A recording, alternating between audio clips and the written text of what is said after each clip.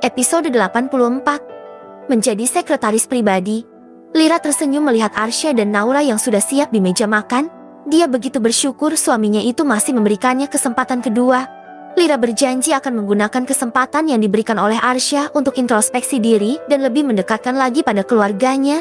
Lira akui jika dia memang telah menorehkan luka untuk Arsya. Tetapi dia juga mengagumi kebesaran hati sang suami yang berani mengambil resiko besar dengan keluar dari dunia penerbangan hanya untuk dirinya dan Naura.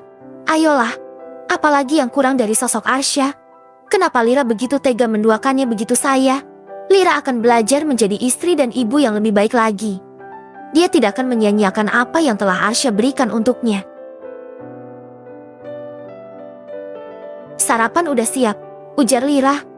Dia dan asisten rumah tangganya menyiapkan sarapan untuk mereka.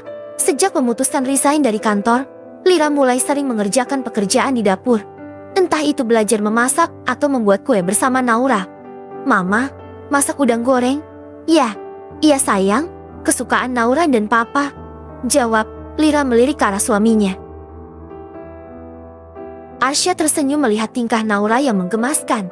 Semuanya dia lakukan juga karena putrinya. Keputusan besar ini dia ambil karena mempertaruhkan ego untuk gadis kecil yang sanggup meruntuhkan segala macam perasaan kecewa dan sakit hati luar biasa terhadap sang istri.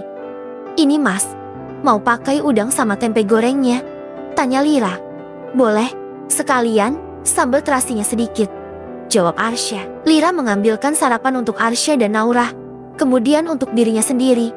Mereka bertiga makan dengan tenang sambil sesekali Naura berceloteh. Lira bertugas menyuapi Naura, kemudian menyuapkan makanan ke mulutnya sendiri. "Setelah ini kita akan ke rumah utama. Aku ada yang ingin dibicarakan sama ayah. Kau mau ikut tidak?" Arsya menatap Lira. Boleh. Aku juga ingin minta maaf sama ayah. Aku yakin jika ayah juga sudah tahu semuanya," jawab Lira menunduk. Sungguh dia sebenarnya malu berhadapan dengan ayah mertuanya. Tapi Lira tetap harus minta maaf karena telah menyakiti putranya sedemikian rupa. Setelah sarapan, akhirnya Arsya, Lira, dan Naura langsung ke rumah utama untuk bertemu Yoga. Sepertinya kedatangan mereka sudah dinanti ketika melihat si tuan besar sudah berada di ruang tamu dengan sebuah surat kabar di tangannya. "Ayah, aku datang bersama istri dan putriku," ujar Arsya. Aku tahu. Apakah sekarang kamu sudah siap memimpin Air Corporation?" "Sepertinya aku siap ayah. Sudah saatnya ayah berhenti dan pensiun. Biar aku yang mengurus perusahaan itu," jawab Arsya penuh kemantapan. Keputusan Arsya sudah bulat. Dia akan menggantikan Yoga untuk memimpin perusahaan yang sejak dulu seharusnya sudah dia kelola. Lira yang sejak tadi dia menyimak akhirnya ikut membuka suaranya. Dia langsung mengucapkan permintaan maaf terhadap sang ayah mertua karena telah membuat skandal dengan adik sepupu iparnya sendiri. "Aku tahu sebenarnya keponakanku lah yang terlalu terobsesi kepadamu. Bahkan sebelum kamu tahu tentang perasaannya terhadapmu. Aku sudah tahu semuanya. Tetapi aku diam saja karena ingin melihat bagaimana kalian membuat alur ceritanya.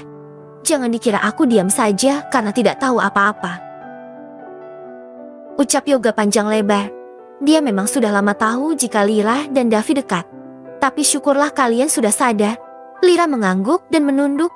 Tentu saja dia merasa malu karena semua perbuatannya ternyata telah diketahui oleh sang ayah mertua. Akan tetapi, untung saja suaminya memberikan kesempatan kedua. Jadi belum terlambat jika dia harus memberikan kesan ini baik terhadap ayah mertuanya itu. Sedangkan di sisi lain,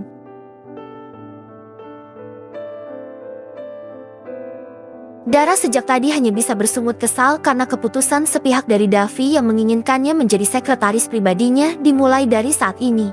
"Jangan cemberut, nanti jelek," ucap Davi sambil melirik ke arah Dara yang Ki1. Sejak tadi hanya memanyunkan bibirnya.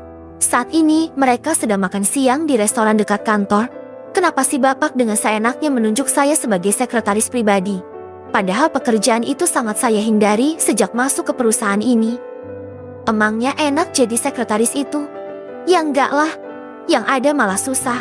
Kita itu jadi pesuruh dan disuruh-suruh terus oleh atasan.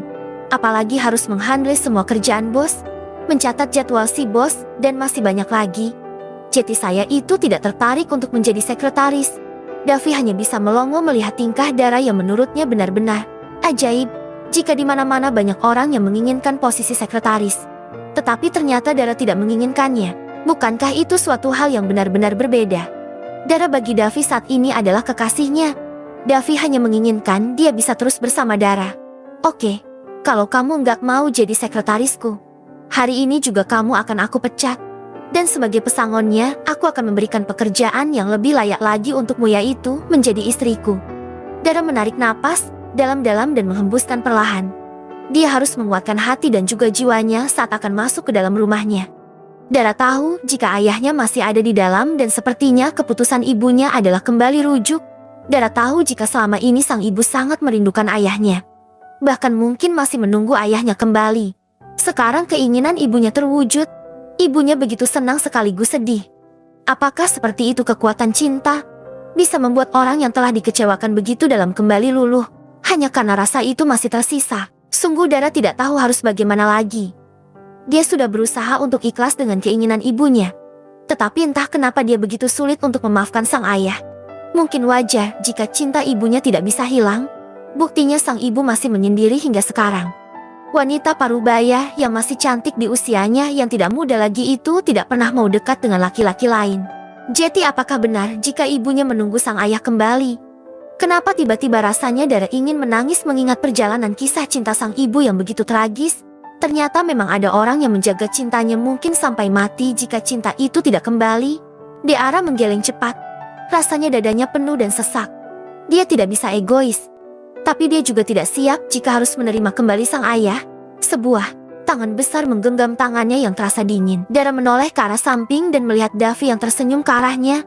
Ayo, ada aku. Jangan takut, bisik Davi.